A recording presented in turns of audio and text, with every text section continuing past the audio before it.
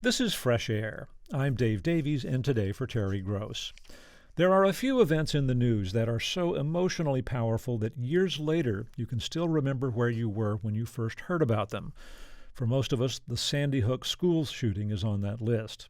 Our guest, journalist Mark Follman, has been studying mass shootings for much of the past decade, and he's led a team that assembled a database of more than 120 of them that have occurred over the past 40 years. His new book is about efforts underway to stop such tragedies before they occur, by studying the psychology and behavior of mass shooters, looking for those patterns at schools and workplaces, and intervening to get troubled people help before they turn to violence. It's an emerging field called behavioral threat assessment, and it's now mandated for schools in some states. Mark Follman is a longtime journalist and national affairs editor for Mother Jones.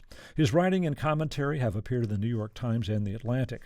His new book is Trigger Points: Inside the Mission to Stop Mass Shootings in America. Well, Mark Follman, welcome to Fresh Air. Thanks so much, Dave. It's great to be here. You know, when you talk about mass shootings and doing something about it, the first thing people usually think of is gun regulation and background checks. That's not your focus here. Why? Well, that's a debate and a battle we've had for a long time in our country. And I think that most people understand that making progress in that terrain has been really difficult. We have this kind of patchwork regulatory system throughout the country. In some places it's tighter, in other places gun regulations are much looser, and we have an enormous amount of guns. So when I began digging into the problem of mass shootings almost a decade ago now, I quickly began to wonder about other ways to think about the problem. That, for me, became an imperative because the gun debate just seemed so stuck. And I just felt that there had to be more that we could do to address this issue of mass shootings. You know, all of us remember some of the mass shootings, Columbine, Sandy Hook, and others. But it struck me when I read your book how many mass shootings there had been in the United States that I had no memory of, that, places in mid-sized cities and towns across the country where someone at a school or workplace killed 5 people and wounded a dozen others. I mean, you began developing a database on mass shootings. Why did you undertake that project? Well, a decade ago, after the massacre in a movie theater in Aurora, Colorado, I went looking for more information about the problem. I felt that there had to be some data on it. I wondered, like I think many people have over the years, how often does this happen? Is it happening more often? And I was really startled to find that there was almost nothing publicly available. And that really prompted the project of beginning to collect data on this issue and trying to study it. And there were some real challenges with that. It's hard to define a mass shooting. There's considerable debate about what that is. And it's a complex problem. So there was really an interesting opportunity there to begin to understand the problem better. And I quickly discovered that there were a lot of things that we were misunderstanding about the problem as well. So you write in the book about how different experts over time, over the past few decades, have developed this notion of assessing behavior of mass shootings and trying to figure out what might be predicted and what you can do about it. And it's interesting that you write one thing that they discovered as their research deepened was that there are a lot of popular myths about people who engage in mass shootings, things that come out in media accounts that just aren't true. What are some of them? One of them is the idea that these attacks come out of nowhere, that no one can see them coming, that they kind of just burst forth. That's just wrong. There's in every one of these cases always a trail of warning signs, of behavioral warning signs and circumstances that the field was studying over the years. And that's because this is planned violence. So we often hear this theme too of the idea that mass shooters are people who just snap. That's a question that's asked in the aftermath of these attacks. What made the guy snap? As if this was an impulsive act. But that's not the case. These are crimes that are planned out over time and developed through a process of thinking. This relates also to another myth that we have about the problem, which is that it's all a problem of mental illness. The role of mental health in mass shootings is widely misunderstood. I think that the general public views mass shooters as people who are totally crazy, insane. It fits with the idea of snapping. as if these people are totally detached from reality. But there is actually a very rational thought process in a lot of these cases that goes into developing the idea of planning violence and preparing for it and then carrying it out. Right, which is not to say that people who do this don't have mental health issues, but they may be depressed or anxious as opposed to psychotic, right? Exactly. No one who commits a mass shooting is mentally healthy. These are people with deep problems, and often with mental health problems, and in some cases, mental illness. But even in the cases where there is clinically diagnosable mental illness, that's rarely a primary cause. That's not what's causing a person to go commit an attack. And what the field of behavioral threat assessment does is look much more broadly at a person's circumstances and behaviors. It's a process that leads up to an attack. Those are the patterns that the field has studied over decades to identify patterns of warning signs which provide an opportunity to intervene. So you want to kind of just give us the basics of threat assessment and how it leads to an intervention? So most cases begin with an ordinary person sounding the alarm. It's effectively a tip to people who are in a position to do something about it on a threat assessment team. A coworker in a workplace setting, or a peer, a classmate, or a teacher in a school setting, noticing things in a person that are disturbing or worrisome, and maybe not understanding what it is, but having a feeling that something is wrong and speaking up about it, reaching out. That's how most threat cases in this field begin. And what a threat assessment team will do at that point is begin to look into the person's situation and gather information, primarily by talking to people around that person, conducting interviews, looking at other information about them in terms of records that are lawfully available, if there's any kind of history of problems there in a school setting or in a work setting or otherwise. Social media, I'm guessing? Social media certainly figures in, and more so, I think, for obvious reasons. Teams will often look at a social media trail or activity of a person as part of getting a holistic picture of what's going on with that person. And that allows them to do two things. First, to evaluate what the level of danger may be. Is this a person who is thinking about violence, who's focused on violence, who is perhaps planning and taking steps to prepare for it? Does this person have access to a weapon? These are all questions that they'll ask to evaluate. And then also looking at this set of information for thinking about what is the best way to intervene, to step in and try to help this person. And that's a key principle of this work as well. The intervention is ideally intended to be constructive. You're trying to get in the way of the problem before it occurs, right? It's prevention. So the field has also learned that that's, in many cases, the most effective way to deal with somebody who is perhaps going down what the field refers to as the pathway to violence. Right. Yeah. So give us a little more of that, a sense of what kind of intervention is helpful. Gather it's not typically an arrest or a stern talking to by an armed policeman. That's right. And instead of responding in a punitive way, kicking someone out of school or firing them from their job or arresting them if there's some kind of criminal behavior, if that's the case, that may be the appropriate action, and that does happen. But often you're talking about situations where the person of concern has not committed any crime. They maybe haven't even broken any kind of policy. And yet they're stirring anxiety or fear in people around them. And so what this method seeks to do is to step in and one, try to get a better handle on what the problem is going on with the person. What's the root concern or grievance? Often these are people who have deep grievances that they are having trouble letting go of, and they're seeking a way out of a problem that they feel stuck in. The constructive interventions may be counseling, support for education in a school setting, employment support, social services, these kinds of measures that are really intended to help a person improve their situation and thereby steer them away from thinking about potential violence. Right. Obviously, if someone is coming to school armed and ready, it's a different kind of response. But the idea is catch it early and help that person turn a corner. That's right. What can the wrong kind of intervention do? How can it backfire?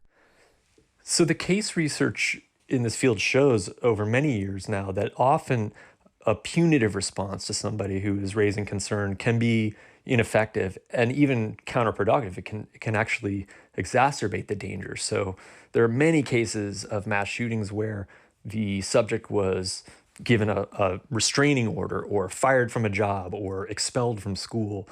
And again, that may be a necessary step in some cases, but if that's the only step, what the field has learned over the years is that it's not enough, that these people will come back, or they may go somewhere else and think about planning an act of violence and then carry it out. So by intervening constructively, there's often more hope to be effective with the work. You know, you've spent a lot of time talking to experts in this field, people in the Association of Threat Assessment Professionals, which is a big organization. What do they say when you ask, how do we know this works? How do we know that you may have prevented a mass shooting? Really, what you're talking about is proving a negative or a counterfactual outcome. With threat assessment, the absence of a violent outcome is evidence of success. That is how leaders in the field will describe the results of the work. So it's tricky to show results.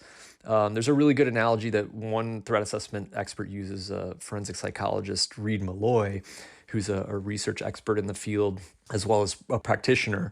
He likes to compare it to cardiology, the practice of preventing heart disease. Doctors can do a lot to lower the risk. That's the goal of this work as well, to steer people to a healthier place, onto a better path, to move away from violent thinking. And, looking at these cases, there are quite a few of them where it's very compelling that if there had not been an intervention of this kind, there's the sense that there almost certainly would have been some kind of violent outcome. So it is very persuasive that many attacks of this nature have been stopped. I came to see it as, I think conservatively, dozens of potential mass shootings have been stopped using this approach, perhaps even hundreds of them. Hmm. One of the ways that experts in the field gathered material for their research was by visiting convicted mass murderers in prison, including many who had been involved in school shootings. Can you give us a sense of that work and what it has revealed? Yeah, it was really interesting to learn how this work was developed. And as you note, this was a prime way that they went about doing it, going all the way back to the early 1980s. Some mental health experts in forensic psychology began to collaborate with law enforcement agents, in this case at the U.S. Secret Service. They were focused on trying to do a better job of preventing assassination attempts. And one of the key ways they went about doing this was after realizing that they needed to speak directly with people who had tried to do this or who had done it and were then incarcerated or institutionalized. And so a forensic psychologist by the name of Robert Fine, whose story I tell early in the book, starts working with a Secret Service agent, Brian Voskuil, to go out to prisons around the country and talk to these offenders and try to learn more about the mindsets and behaviors and life circumstances they were dealing with as they were planning their attacks. They conceptualized this idea of pre-attack behaviors and looking more at what that was to try to identify patterns that could be useful to predicting perhaps who might do this. What they discovered was really this was more an issue of prevention. I mean, it sort of laid the groundwork for this model in the sense that they realized early on there is no way to predict who will do this. There's no character profile of a person who becomes an assassin. And later, the same principle applied to studying school shooters and mass shooters. Instead, what they were profiling was a behavioral process, that process itself, to find patterns that could be useful for forecasting potential violence and working to head it off. So tell us about one of these killers. I mean, were they willing to talk about what they'd done? Did they say things that were revealing and helpful? Yes, they did. Part of this was connected with a pathological issue that they were finding in a lot of these perpetrators, an aberrant form of narcissism. These are people who wanted attention and wanted to be important in some way. A lot of these people were having a lot of problems in their life and they felt like nobodies, but they wanted to be somebody. One of the assassins that they went and interviewed was a man by the name of Robert Bardo, who committed an infamous murder in 1989 killed a young rising Hollywood star named Rebecca Schaeffer. This was a very traumatic event that really shocked Hollywood and the country, in part because after the murder, it quickly became clear through news reporting that there was this long trail of warning signs, that this person had been stalking her for years. And they went to him, like others, and said, hey, they just appealed to him directly and said, we'd like to understand better what you were thinking about. You're an expert in assassination. And by understanding better your perspective, we can try to prevent future attacks. And they found that kind of appeal to be successful in a lot of cases, I think in part because they were leveraging the narcissism of some of these offenders, but also discovering that some of them, had normal, rational thought processes too. They weren't totally insane people. They were people who had remorse or expressed remorse. This came up again with school shooters too. They went and met with 10 school shooters. They had studied a set of 37 of them after Columbine and met with 10 of them in person and found a lot of remorse among them. And this was a really important finding in the study of these perpetrators because it suggested that these were young individuals who were very conflicted about what they did and that they may have been open to constructive intervention. Did any of them say, if I'd had a teacher, if someone had come to me and it could have made a difference? They did. One of the early school shooting cases that they dove deep into was a case that took place in Alaska in 1997.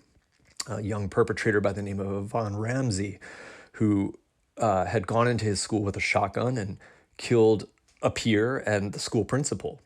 And he had intended to commit suicide and was unable to do so. That's often the case with school shootings and mass shootings in general, where the perpetrator is suicidal. These are murder-suicides. He was highly ambivalent about what he was doing. And they found that in interviewing him, that he described how, he had some experience with bullying, and there was a lot of other profound trauma in his home life. He had a very rough domestic situation as well. And he described not having anyone to really tell his problems to or to get the kind of response that he really needed. And this was a pattern that the experts found in a lot of school shooting cases, that these were highly distressed kids suffering from despair and rage who, they needed help. I mean, this is not a justification of what they did. They committed horrible crimes and they were institutionalized or incarcerated for them.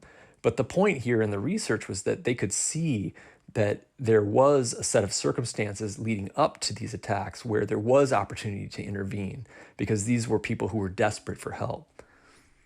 Yeah, in terms of what people who are engaged in behavioral threat assessment do, one of the things that you look for is evidence that they're communicating threats to others. And it was striking, if I have this right, in the Secret Service review of 37 school shootings, they found that in every case, the shooter had told other students, at least one at the school, about what they were planning. Do I have this right? Yes, this was an astonishing finding, I think, for them, and then for me in digging into it with my own reporting, that there are so many school shootings historically where multiple people around the offender had a sense of what was coming. And that Alaska case is actually a very stark example of it. That perpetrator had told several friends what he intended to do. Some had kind of egged him on and helped him develop a hit list for people he wanted to kill.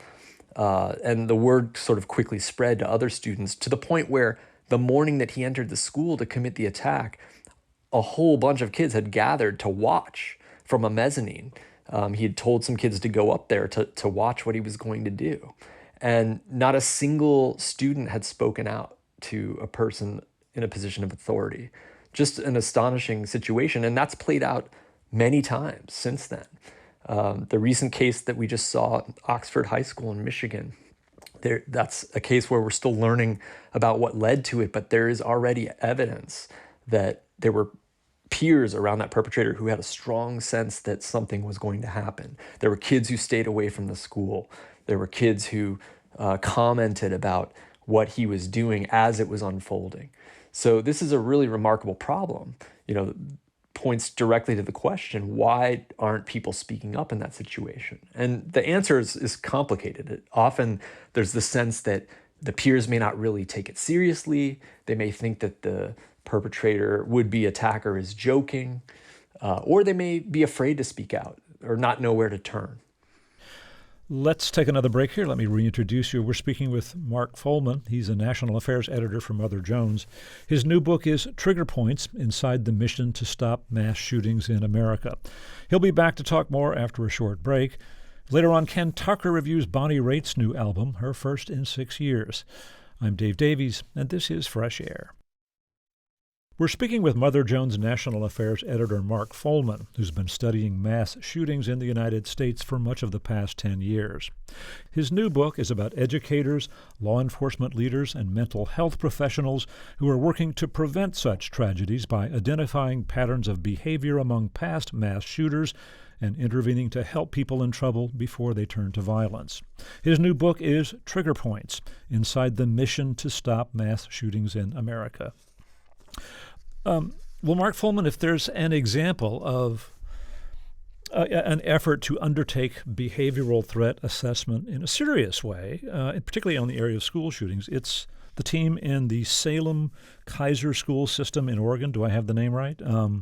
They have a student threat assessment team. Tell us about it. As part of the work for the book, I was able to go and spend significant time in Salem with the student threat assessment team there. And I was able to spend a considerable amount of time watching them work cases. There were several that were quite, I think, vivid illustrations of how the process worked. One was the case of a high school junior who I call Brandon in the book, not his real name, who raised serious concern in 2019, had made some comments at a bus stop to a peer that he was going to come to the school on Friday with his dad's gun and shoot up the school. And this was reported by a student who overheard it, and the team started to look into it, and it turned out that Brandon had a history already with the threat assessment team of some similar comments the prior year about school shootings. The students who had overheard that weren't sure if he was joking, but the team also found some other troubling factors now. They noted that he had started to fail out of some classes. He'd quit a club that he was participating in. This kind of personal deterioration that is another area of warning behaviors, warning signs.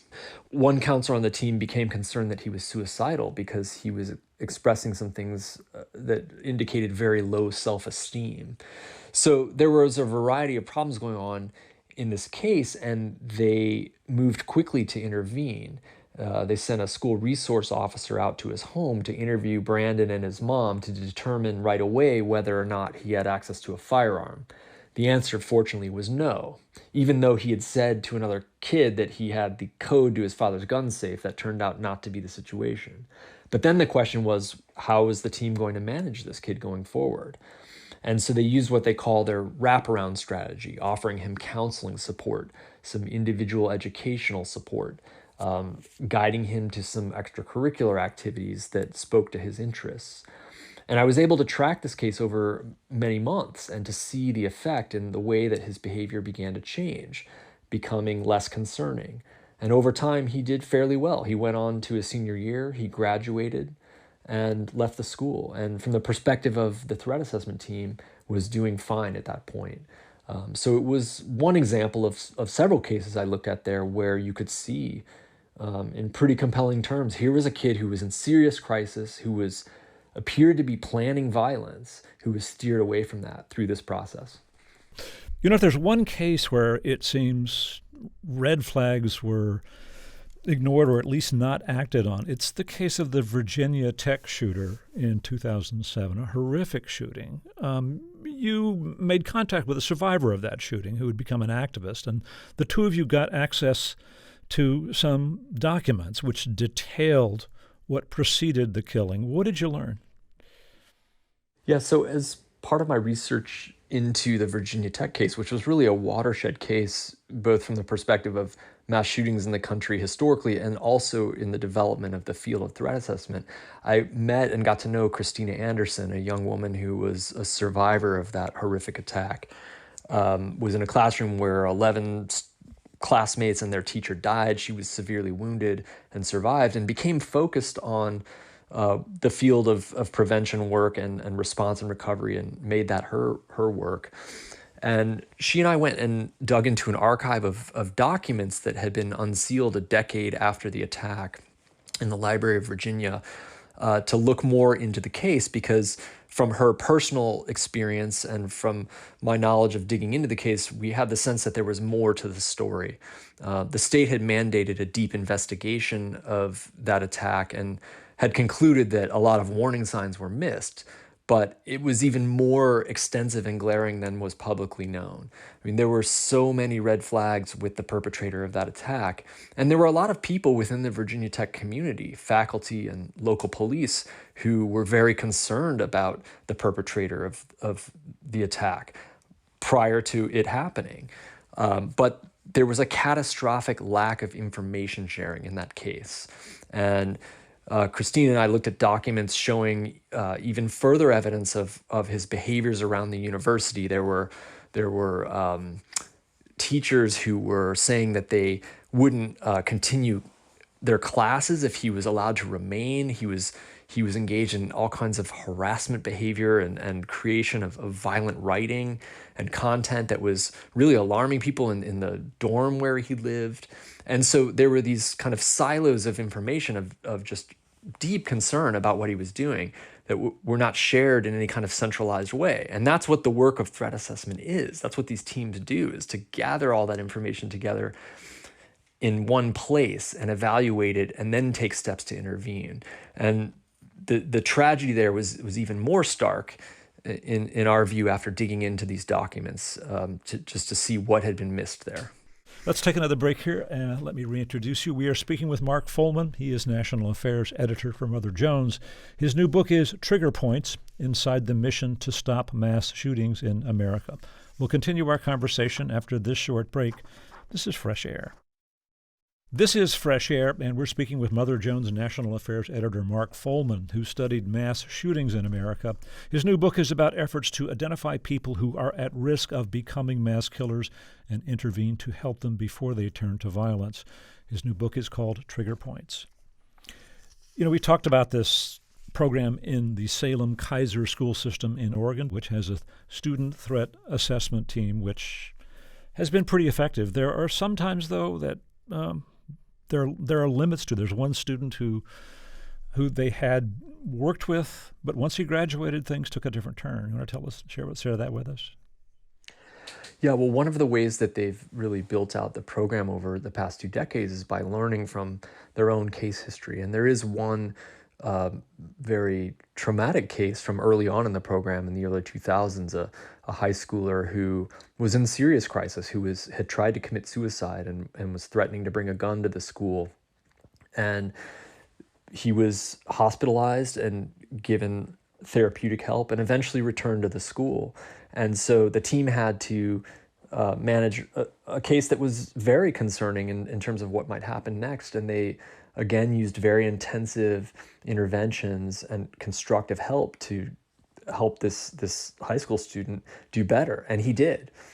He was able to graduate successfully a year later and then lived in the local community. And another innovation of their program there is they work with a local team in the adult community, what they call a threat advisory team, to give them greater coverage so that when someone leaves the school system, there's still an ability to be in touch with that person and manage them, and continued to be successful in this case. But then he moved away a few years later to Portland, and his mental health issues caught up with him. He was not doing well. He was no longer in touch with the teams in Salem. And he, in fact, went on to commit a mass shooting in Portland years later. So it's a really remarkable story in the way that it shows both the promise of this work and the limitations of it. Because I think you can say with this case more than any other, perhaps in the annals of this field, that if you look at his circumstances and behaviors, they were able to manage him in high school and prevent him from doing the kind of attack that he then went on to do years later. Yeah, well, I guess the obvious lesson here is that in a school setting, kids are in one place. They're there over a long period of time. Adults have some authority over them. Out in the world, I don't know, how do you replicate this kind of effort where people, are just all over the place in jobs or without jobs? How does that work? Yeah, I think it's one of the biggest challenges for this method, for this field of work. The question of how do you scale it more broadly in the country and across communities. The more that this exists, there is the opportunity to have partnership. That's one of the ways that leaders in the field think about this. They can reach out to counterparts in another community if a person of concern is leaving and going away. And that is something that teams have done historically, from the FBI to local teams like the one in Salem-Keizer. There are some national efforts to do this work too at the FBI and at the Secret Service, and to assist communities throughout the country with it. But it does become much more difficult when you're talking about case subjects who are no longer within the constraints or within the system of a school or a workplace or even a local community. We talked earlier about some misconceptions about mass killers before, that they're all insane. They all, it's an impulsive act that they all snapped. And I'm wondering, as, this research leads us to a more sophisticated understanding of the kinds of psychology and behavior of mass shooters, has that affected media coverage or, police investigators' attitudes towards this problem? I think it has some, and there has been some good progress with this, primarily around the issue of sensationalism. If you think back just a few years ago, maybe a decade ago, mass shooters' images would be all over the place, all over news coverage, on cable television. There would be quick and widespread sharing of their so-called manifestos, these documents and screeds that they would post online before committing an attack. A lot of that has gone away because I think there has been a growing understanding that that kind of sensationalism is damaging, has some bad effects. It feeds into the desire of many perpetrators to get sensational media attention, to have notoriety, what's also known as the copycat problem. So there has been improvement with that. I think now there's a different area where we really need to make progress in terms of our kind of broader cultural framing of this problem and the way that we talk about it in the media and the way that public officials address it. The idea that we're so stuck with this problem that nothing ever really changes, or that there's nothing we can really do about it. There's a kind of cultural resignation we have about it that I think is unhelpful. It's almost like, you probably know of the satirical headline from The Onion that we see after these attacks: "No way to prevent this, says the only nation where this regularly happens." It's almost as if we've come to accept that. But I don't think that that's the case. I think there's potentially a lot more we can do about this problem with additional tools, including this kind of prevention work with threat assessment. And that's really the hopeful frame of the book. And I think that moving away from this idea that we can't do more as a country to deal with this, that these kinds of attacks are inevitable and will just keep happening, in a certain way that's validating the violence. And people who are thinking about doing attacks like this, I think, are aware of that. You can see it in the case research, in the way that they can expect to get media attention, and in the way that they can justify what they're doing, in the things that they say and write, and in the things that they do. So that's another way in which I think we can really move forward and make real progress on this issue that goes beyond the gun debate. Just within the past month, there have been, some mass shootings. There was the subway shooting in New York, another one in Washington, D.C., where a 23-year-old set up what police called a sniper's nest. I think none of his victims died. That's right. There were 4 people wounded. Yeah. Do these shootings tell us anything?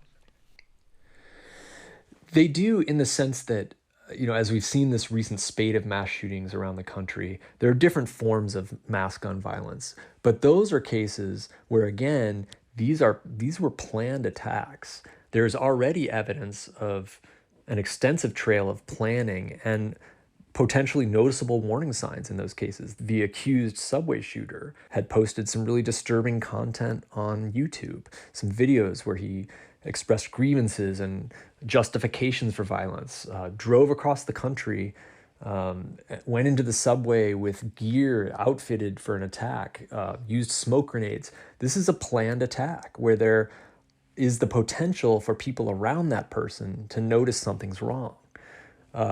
With the DC shooter case, that's a fresh case we know less about, but we do know, based on what he had in the apartment where he opened fire, that a lot of planning and preparation went into that attack. So we know, at the very least, that these were not spontaneous or impulsive acts of violence, that there was a period of time prior to them where warning signs potentially could have been detected and there was opportunity to intervene before these attacks happened. You've been studying this problem for a decade or more. How optimistic or pessimistic are you about this?